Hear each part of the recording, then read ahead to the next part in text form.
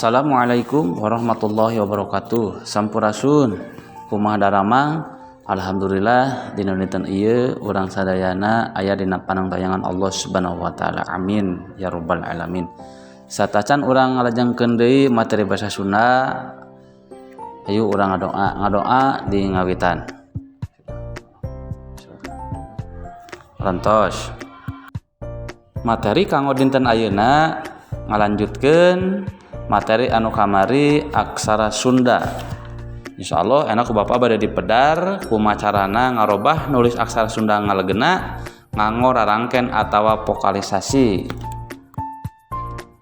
Satacan urang latihan nyerat aksara Sunda, pratoskeun heula di dieu aya aksara Sunda baku.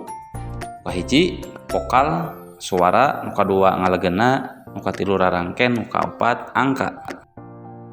Anu kahiji rarangken panghulu. Nah, ieu contona dana jadi dani. Tah ieu cara nyeratna dana jadi dani. Jadi nganggo rarangken panghulu kusabab dinu ngalegena teu aya huruf ni. Nu kadua dada jadi didi. Da.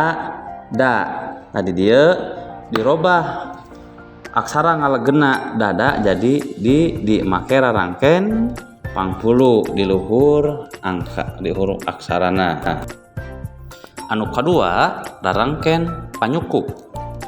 Contoh perhatikeun saka jadi saku.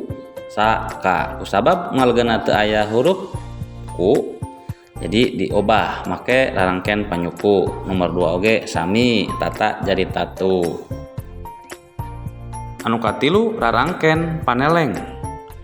Nah, contoh kata sata jadi sate. Sata jadi sate. Jadi ngubah aksara ngalegena tinu ta jadi e. Sami dada oge sareng dade. Contohna sapertos kitu.